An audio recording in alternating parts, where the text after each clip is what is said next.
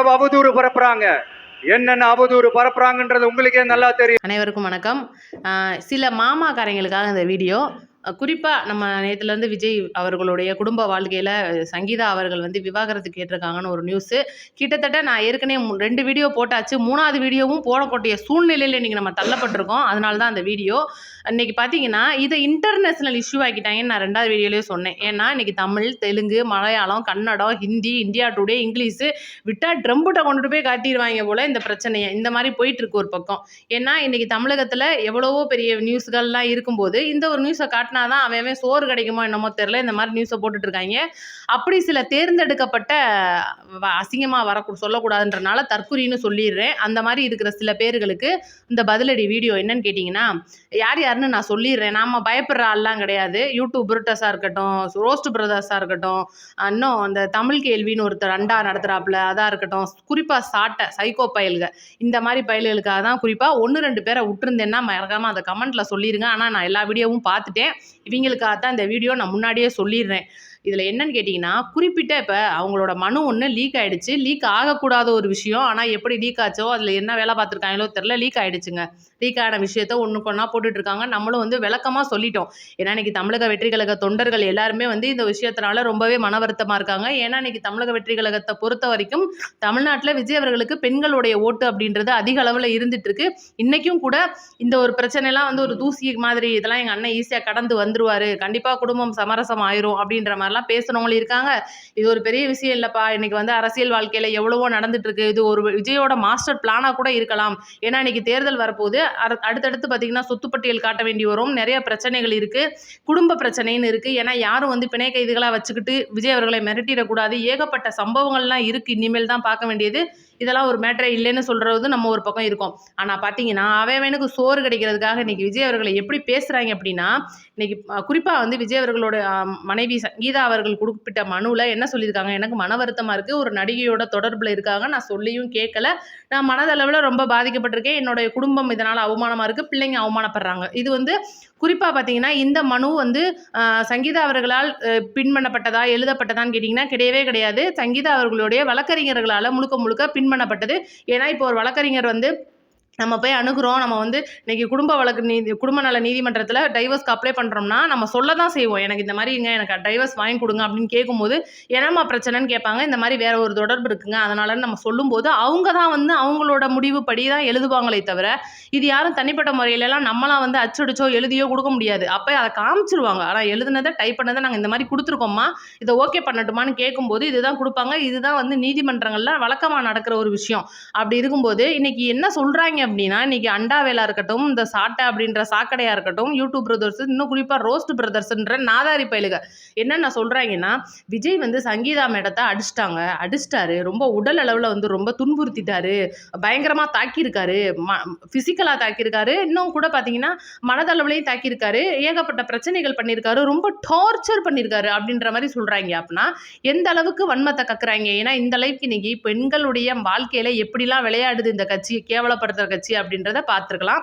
இன்னும் முக்கியமாக குறிப்பாக பேச போகிற முக்கியமான விஷயம்னு பார்த்தீங்கன்னா, இன்றைக்கி தமிழக வெற்றி கழகத்தோட டிபியை வச்சுக்கிட்டு விஜய் அவர்களுடைய டிவிகேவுடைய கொடி வச்சிருக்கிற டிபி, இன்னும் வந்து விஜய் அவர்களுடைய ரசிகராவோ தொண்டராவோ காட்டுறதுக்கு என்னெல்லாம் டிபி யூஸ் பண்ணலாமோ அதெல்லாம் வச்சுக்கிட்டு என்ன பண்ணுறாங்கன்னா, சங்கீதா அவர்களே மோசமாக திட்டுறாங்க. இதில் நான் போய் பார்த்துருக்கேன். இப்போ நம்ம சேனலில் 2 வீடியோ போட்டோம். 2 வீடியோவுமே கிட்டத்தட்ட 50Kக்கு மேலே போயிருக்கு. நம்மக்கிட்ட வந்த பதிவில் ஒரு பதிவு தப்பு இல்லைங்க, என்னையே கூட திட்டி வந்திருக்கு. ஏமா நீ ஓம் வீட்டுக்காரர் இந்த மாதிரி பண்ணிட்டாருன்னா நீ சும்மா இருப்பியாமான்னு கூட என்னை கேட்டிருக்காங்க. நான் அதுக்கும் கூட பதில் சொல்லியிருக்கேன். அப்போ அந்த மாதிரிலாம் வர்ற பதிவுகள் எங்கே இருக்குது, எங்கே கோபுரத்தில் இருக்குது. இன்றைக்கி டிவிக்கு தொண்டர்கள் வந்து சங்கீதா அவர்களே ஒரு அண்ணியாக பார்க்குறாங்க. இன்னும் கூட பார்த்தீங்கன்னா விஜய் அவர்களுடைய அந்த ஒரு தப்பான ஒரு மைனஸாக வந்துக்கிட்டு இருக்கிற செய்தியெல்லாம் கடந்து போங்க, இது ஒரு மேட்டரே கிடையாது, அரசியலில் வந்துட்டா எல்லாம் பார்த்து தாங்க ஆகணும், எம்ஜிஆருக்கு வராத பிரச்சனையா, கலைஞருக்கு இல்லாத பிரச்சனையா, ஏன் ஸ்டாலினுக்கே இல்லாத பிரச்சனையா அப்படின்ற மாதிரி கேட்டுட்டு இருக்காங்க. நம்மளும் அதுக்கு பதில் சொல்லிட்டு இருக்கோம். ஒவ்வொருத்தவங்களோட குடும்ப வாழ்க்கையை நோண்டுனீங்கன்னா குப்பை மாதிரி வீச தான் செய்யும். நீ ஏன் அடுத்தவனோட பெட்ரூமை போய் எடுத்து பார்க்குற, அடுத்தவனோட கக்கூசை போய் எட்டி பார்க்குறேன்னு நம்ம அதுக்கு பதில் சொல்லியிருக்கோம். இது வந்து நார்மலாக இருக்கிற நியூஸு. ஆனால் இவங்க எப்படி இறங்கிட்டாங்கன்னு பார்த்தீங்கன்னா, இன்ஸ்டாகிராம், ஃபேஸ்புக்கு, யூடியூப்பு, கண்ட கருமம் என்னென்னலாம் இருக்கோ அவங்க வந்து முக்கியமாக அந்த எந்த கட்சியை நான் உங்களுக்கு சொல்ல வரேன்னு தெரியுது. உங்களுக்கு நாய் தடவலாக இருக்கட்டும் இல்லை திருட்டு கும்பலாக இருக்கட்டும், 2 கும்பலும் சேர்ந்துக்கிட்டு அறா டிபிஎன் டிபின்னு சொல்லிட்டு ஒரு ஆளுக்கு 100 டிபி எவ்வளோ வாங்கினாங்கன்னு தெரில. பார்த்தீங்கன்னா ஒரு செம்புலம் சேனலில் ஒரு அக்கா உட்காந்து பேசுவாங்க தெரியுமா, அவங்க பேர் கூட தெரியல. அவங்க பேசுகிறாங்க இன்னைக்கு யாரோட ஒரு பதிவு வந்து இன்னைக்கு டிவிகேக்காரர் அப்படின்னு வெளிமுகமாக தெரியப்பட்ட ஒரு நபரோட பதிவு எடுத்து போட்டு பேசுகிறாங்க. இவர் வந்து ஏண்டா எங்கள் அண்ணனை வந்து நீங்கள் ஜனநாயகன் படத்தில் அடிக்க பார்த்தீங்க முடியல, கரூர் விஷயத்தில் அடிக்க பார்த்தீங்க முடியலை, சிபிஐ வச்சும் அடுத்து மிரட்டி பார்த்தீங்க முடியலை, இன்னைக்கு வந்து இந்த மாதிரி இறங்கிட்டீங்களாடா அப்படின்ற மாதிரி ரொம்ப கொடூரமான பதிவு போட்டிருக்காப்ல அப்படின்ற மாதிரி அவங்க பேசுகிறாங்க. அப்போ எந்த அளவுக்கு கீழ்த்தரமான அரசியலை இன்னைக்கு இருக்கிறவங்க பண்ணுறாங்க. இன்னைக்கு சங்கீதா மேடம் விஜய் அவர்களுடைய குடும்ப வாழ்க்கைக்குள்ளே நம்ம நுழையவே இல்லை, அது ஒரு மேட்டரே கிடையாது, நம்ம தள்ளி வந்துட்டோம். ஏன்னா அது அவங்களோட பிரச்சனை, அவங்களுக்குள்ள என்ன மனக்கசப்பு இருக்கலாம், நாளைக்கே சேர்ந்துட்டோம்னு அக்கா போய் வாபஸ் வாங்கிட்டு போயிடுவாங்க.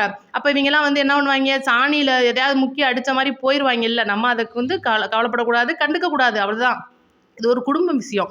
நம்ம இவங்களை கேட்குறது பூராமே ஏன் இப்படி பண்ணுறீங்க. இன்னைக்கு ஒரு குடும்பத்துக்குள்ளே வந்து இன்னைக்கு விஜய் அவர்களே சைக்கோ, மனநோயாளி, இந்த மாதிரிலாம் வந்து நீ வந்து உன் சோத்துக்காக வந்து டிபி வச்சுக்கிட்டும் உன்னுடைய தம்ப்நெயில் நீ வந்து வச்சுக்கிட்டும் இன்னைக்கு மக்கள்கிட்ட வந்து தப்பான ஒரு போர்வையில் கொண்டுட்டு போய் சேர்க்கறது. இன்னும் கூட பார்த்தீங்கன்னா சங்கீதா அவர்களை அன்னைக்கு டிஎம்கே தான் இயக்குது அப்படின்ற மாதிரி போடுறாங்க. யார் அப்படி பேசுகிறா. இன்னைக்கு நம்மளே வந்து இன்னைக்கு பின்னாடி யார் இருக்காங்களோ, இவங்களுக்கு பின்னாடி யார் இவங்களை தூண்டி விட்டு வேலை பார்க்குறாங்களோ, இன்னைக்கு சங்கீதாவை யார் இயக்குறாங்க. ஏன்னா இன்னைக்கு சங்கீதா இப்போ பார்த்தீங்கன்னா அவங்க சொல்லியிருக்கிற மனுவை பொறுத்த வரைக்கும் 5 வருஷமா விஜய் கூட இல்லை. இன்னைக்கு அவங்க பையனோட பொண்ணோட படிப்புக்காக லண்டனில் இருக்காங்கன்றது எங்கே இருக்காங்கன்னு யாருக்குமே தெரியாது. இப்போ அவங்க தமிழ்நாட்டில் வழக்கு தொடரும் போது கண்டிப்பாக தமிழ்நாட்டில் இருக்கிறதுக்கு வாய்ப்பு இருக்குன்னு நம்ம சொல்லியிருக்கோம். அப்படி இருக்கும்போது இவங்க பின்னாடி யார் இருக்கான்னு தெரில.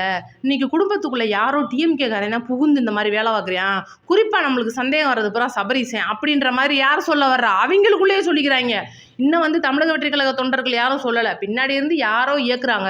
நான் காலையில் போட்டிருந்த வீடியோவில் கூட என்ன சொல்லியிருந்தேன்னா, நயினார் நாகேந்திரன் சொல்லி 10 நாள் ஆகலை. எதை சொல்லியிருக்காரு, திரிஷா அவர்களை முதல்ல விஜய் அவர்களை வீட்டை விட்டு வெளியே வர சொல்லுங்கன்னு சொல்லி வீடியோ போட்டிருந்தோம். அந்த மாதிரி சொல்லி 10 நாள் ஆகலை. விஜய் அவர்கள் வேலூரில் வந்து பேசுகிறாரு, என்ன அசிங்கமாக பேசுனா மக்களை அசிங்கமாக பேசுகிற மாதிரி, என்ன தரக்குறைவாக பேசுனா மக்களை பேசுகிற மாதிரி, எனக்கு நீங்கள் அநீதி இழைச்சிங்கன்னா அது மக்களுக்கு அப்படின்னு தெளிவாக சொல்லியிருக்கும் போது அந்த பேச்சு அடங்கி 10 நாள் ஆகாதக்குள்ளே இந்த ஒரு பிரச்சனை பண்ணுறீங்களே நான் தெளிவாக சொல்லியிருப்பேன். அப்படி இருக்கும்போது இன்னைக்கு இவங்க வந்து இவங்களுக்குள்ளேயே பேசிக்கிறாங்க. இவங்க கட்சிக்குள்ளேயே வந்து டிஎம்கேக்காரர் தான் யாரோ உள்ளே இருந்து வேலை பார்க்குறாரு. இன்னைக்கு டிஎம்கே கட்சிக்காரங்க தான் வந்து சங்கீதாவை இயக்குறாங்க. ஏன்னா இன்னைக்கு சங்கீதாவை பொறுத்த வரைக்கும் மிகப்பெரிய பணக்கார குடும்பம்னு எல்லாருக்கும் தெரியும். ஏன்னா இன்னைக்கு சாட்டை வந்து இதெல்லாம் வந்து உட்காந்து பேசுகிறானே, நான் சாட்டையவே கேட்குறேன், நேருக்கு நேராக கேட்குறேன், நீலாம் சோத்துல உப்பு போட்டு தின்றதா இருந்தா உங்கள் அண்ணன் ஒரு பெண்ணுக்கு அநீதி இழைச்சானே, 17 தடவை கருக்கலைப்பு பண்ணானே, அப்போ சோத்தை தின்னாமல் வேற எந்தையும் தின்னுட்டு இருந்தியா, இல்லை போய் பார்க்காம என்ன பண்ணிட்டு இருந்தியா, இல்லை விளக்கு பிடிச்சி பார்த்துக்கிட்டு இருந்தியா, இதுதானே நான் கேட்குறேன். இதுதான் நம்ம கேட்குற கேள்வி. ஏன்னா நீ அங்கே கூட தான் இருந்த. அப்போ வந்து பெண்ணுக்கு அநீதி இழைக்கிறது உனக்கு தெரியலையா. இன்னைக்கு விஜய் அவர்கள் மேலே எந்த பெண்ணு குற்றம் சாட்டியிருக்கு. இன்னைக்கு கணவன் மனைவியாக இருக்கிறவங்க விவாகரத்துக்கு தான் கேட்டிருக்காங்களே தவிர இன்னும் அவங்க வந்து எந்த ஒரு பட்டியலையும் வெளியிடலை. இன்னும் வந்து அவங்களோட தப்பு வந்து சொல்லலை. ஏன்னா இன்னைக்கு வந்து இப்போ திரைத்துறையிலேருந்து வந்த ஒரு நபர் கிட்டத்தட்ட 33 வருடம் திரைத்துறையில் இருந்திருக்கிற நபர் மேலே ஏதாவது ஒரு சின்ன அலிகேஷன் நீ சொல்லிட்டு நான் பார்க்குறேன். இன்னைக்கு பார்த்தீங்கன்னா பொது வாழ்க்கைக்கு வந்து இப்போ பார்த்தீங்கன்னா 3 வருஷம் ஆச்சு கட்சி ஆரம்பிச்சு. இன்னைக்கு பார்த்தீங்கன்னா எவ்வளவோ மீட்டிங் போகிறாங்க, எவ்வளவோ இருக்குது, எவ்வளவோ 2-3 வீடுகள் இருக்குது, எவ்வளவோ பண வசதி இருக்குது, என்ன வேணாலும் பண்ணணும்னு நினச்சா பண்ணலாம். ஏதாவது ஒரு தப்பான அலிகேஷன் இது வந்து பண்ணியிருக்காருங்கன்னு நீ வந்து ப்ரூஃபாக காட்டிட்ட அப்படின்னா இன்னையோட நான் விஜய்க்கு பேசுகிறத விட்டுறேன். எங்கள் அண்ணன் வந்து இன்னைக்கு விஜய் தமிழ்நாடே வந்து இன்னைக்கு விஜய் அவர்களை கொண்டாடுது அப்படின்னா இன்னைக்கு பெண்கள் ஓட்டு வங்கி அப்படின்றது அதிகமாக இருக்குது அப்படின்னா அதை சரிக்கிறதுக்கு என்னென்னலாம் நீங்கள் வேலை பார்க்குறீங்க, எந்த அளவுக்கு சைக்கோ வரைக்கும் இறங்குறீங்க அப்படின்றது இன்னைக்கு தமிழக வெற்றி கழக தொண்டர்கள் தெளிவாக தெரிஞ்சுக்கிட்டாங்க. ஏன்னா இது மூலியமாக இன்னைக்கு டிவிக்கு தொண்டர்களுக்கு தெரிய வந்திருக்கிற விஷயம். குறிப்பாக பார்த்தீங்கன்னா நேற்றுலேருந்து இளம் பெண்கள்லாம் வந்து கொஞ்சம் கொதிச்சே பேசிகிட்டு இருக்காங்க. என்னன்னா இன்னைக்கு விஜய் வந்து இந்த மாதிரிலாம் பண்ணிட்டாரு, ஏன் அண்ணி எப்படி பண்ணுறாங்க, இதெல்லாம் ரொம்ப தப்பு, தயவுசெய்து வந்து வழக்க வாபஸ் வாங்கிடுங்க, அண்ணனை ரொம்ப மன உளைச்சல ஆளாக்காதீங்க. ஏன்னா கேட்குற கேள்வி அப்படி. ஏன்னா 5 வருஷம் ஆச்சு, 5 வருஷத்தில் வந்து இன்னைக்கு வேற ஒருத்தவங்களோட தொடர்பு இருக்காங்கன்னு போது யாரோட எந்த பொண்ணாக இருந்தாலும் கோபம் வரத்தான் செய்யும். கரெக்டு, வரலாம், கோபம் வருது, பிடிக்காம போகுது, ஓகே. நீங்கள் இவ்வளோ நாள் எங்கே இருந்தீங்க, ஏன் இப்படி பண்ணுறீங்க, எலெக்ஷனுக்கு இன்னும் 2 மாதம் தான் இருக்குது, ஒருவேளை எலெக்ஷன் முடிஞ்சதுக்கப்புறம் நீங்கள் பண்ணியிருக்கலாம், இல்லை கட்சி ஆரம்பிக்கல பண்ணியிருக்கலாம். எத்தனையோ இப்போ கூட பார்த்தீங்கன்னா நயினார் நாகேந்திரன் பேசி ஒரு ரூமர்லாம் பரவச்சு, கீர்த்தி சுரேஷோட கல்யாணத்துக்கு வந்து ஏரோப்ளைனில் 2 பேரும் ஒன்றா போனாங்கன்ற நியூஸ் பரவச்சு, கோவாவில் ஏதோ ஒன்றா இருக்காங்கன்ற மாதிரிலாம் நம்மளும் வந்து எவ்வளவோ நியூஸ் பார்க்குற ரூமர்லாம் பரவிட்டு தானே இருக்குது. அது உங்களுக்கும் தெரிஞ்சிருக்கும் தானே, நீங்கள் அப்போல்லாம் கேட்டிருக்கலாம்ல அப்படின்னு சொல்லி இன்றைக்கி தமிழக வெற்றி கழக தொண்டர்களும் சரி, தம்பிகளும் சரி, இளைஞர்களும் சரி, நேருக்கு நேராக நேர்மையாக என்ன கேள்வி கேட்கணுமோ கேட்டுக்கிட்டு இருக்காங்க. ஆனால் இவங்க பேரில் ஏமாத்து வேலையாக சில பேர் வந்து இறங்கி இன்றைக்கி அசிங்கமாக பதிவு போட்டு இன்றைக்கி சங்கீதா மேடம் ரொம்ப மோசமாக சித்தரித்து பேசுகிறது. ஏன் இன்னும் கூட பார்த்தீங்கன்னா எந்த நடிகை அவங்க சொல்ல வராங்களோ அவங்க யாருன்னே இன்னும் நமக்கு தெரியல. ஆனா கூட பார்த்தீங்கன்னா, அந்த அளவுக்கு மோசமா இறங்கி பேசுறது. 2 பேருக்குமே இப்ப கல்யாணம் ஆயிட்டா நீ என்னதான் பண்ணுவ? போ! அப்படின்ற மாதிரி பேசுறது. இல்ல நான் இப்ப நேருக்கு நேரா அவங்கள்ட்ட கேட்கிறேன். உங்களுக்கு என்னதான்டா பிரச்சனை? ஏன் நாட்டுல வந்து வேற பிரச்சனையே இல்லையே? நான் நேத்து பார்த்தீங்கன்னா, ஒரு கிருஷ்ணகிரி மாவட்டம்னு நெனைக்கிறேன். 2 வயசு குழந்தைய ஒரு திமுக நிர்வாகி இளைஞர் அணிய சேர்ந்தவன் கெடுத்து நேத்து உள்ள போயிருக்கான். இந்த நியூஸ் யாருக்காவது தெரியுமா? இன்னும் கூட பார்த்தீங்கன்னா, கலைஞர் இது க திமுக காரர் ஒருத்தரு கார ஏத்தி ஒருத்தர கொன்னு நேத்து ஜெயில்ல போட்டிருக்காங்க. யாருக்காவது தெரியுமா? ஏதோ ஒரு பேக்கரியில திமுக காரர் வந்து உடைச்சு ஏதோ டீ, பப்ஸோ ஏதோ காசு தராம இந்த மாரி பஞ்சாயத்து பண்ணியிருக்காரு. உங்களுக்கு தெரியுமா? இந்த நியூஸ் எல்லாம் ஏன்டா நீங்க பார்க்க மாட்டேன்றீங்க? ஏன்டா இவ்ளோ நல்லவிங்க இந்த அண்டாவ கேட்கிறேன் நானு. யூடியூப் ப்ரூடர்ஸா கேட்கிறேன். ரோஸ்ட் பிரதர்ஸா கேட்கிறேன். நீங்கலாம் கேட்குறீங்களே, நேரு எடுத்து வச்சு பேசுங்கடா. கோடிக்கணக்குல ஏமாத்தி வச்சிருக்காருல்ல, பேசுங்க. இன்னும் பார்த்தீங்கன்னா, இந்த எம்எல்ஏ பழனியாண்டி விஷயம்லாம் ஊர் பூரா நாரிச்சு எடுத்து வச்சு பேசுங்க. எவ்வளோ விஷயம் இருக்கு பேசுறதுக்கு. அதெல்லாம் பேச மாட்டேன்றீங்க. கள்ளச்சாராயம் குடுத்து எத்தனையோ பேர் இறந்து போனாங்க. அத பேச மாட்டேங்கிறீங்க. ஊன்னா கரூருன்றீங்க, தலைவா படம்ன்றீங்க, ஜனநாயகன் படம்ன்றீங்க. என்ன உங்க அரசியல்னு எங்களுக்கு ஒண்ணும் புரியல. சரி, இது ஒரு பக்கம் இருக்கட்டும். இவங்கள நம்ம பேச வந்தது இதுதான். உங்களோட கமெண்ட்டையும் மறக்காம கமெண்ட்ல சொல்லிருங்க.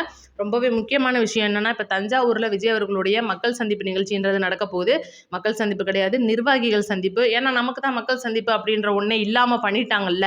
அதனால அது நிர்வாகிகள் சந்திப்பு ஆகுது. 4900 பேருக்கு அனுமதி கேட்டு மாவட்ட செயலாளர் தஞ்சாவூர் மத்திய மாவட்ட செயலாளர் விஜய் சரவணன் அவர்கள் இன்னைக்கு பார்த்தீங்கன்னா மனு கொடுத்துருக்காரு. காவல்துறையினர் அனுமதி கொடுத்துருவாங்க அப்படின்னு தான் நினைக்கிறோம். ஏன்னா இது வந்து சின்ன அளவிலான ஒரு நிர்வாகிகள் சந்திப்பா இருக்கு. கண்டிப்பா இது வந்து வெட்ட வெளியில நடக்க போற ஒரு நிகழ்ச்சியா தான் இருக்க போகுது. ரொம்பவே பாதுகாப்பு அம்சத்தோட இன்னைக்கு மனு கொடுத்துருக்காங்கன்னும் போது எத்தனை கண்டிஷன் என்ன பண்ணணுன்றதை இன்னைக்கு காவல்துறையில இருந்து தருவாங்க. அதுக்கப்புறம் தான் என்ன எது டீட்டெயில்ன்றதை நான் உங்களுக்கு அடுத்தடுத்த வீடியோல தந்துட்டே இருக்கேன்.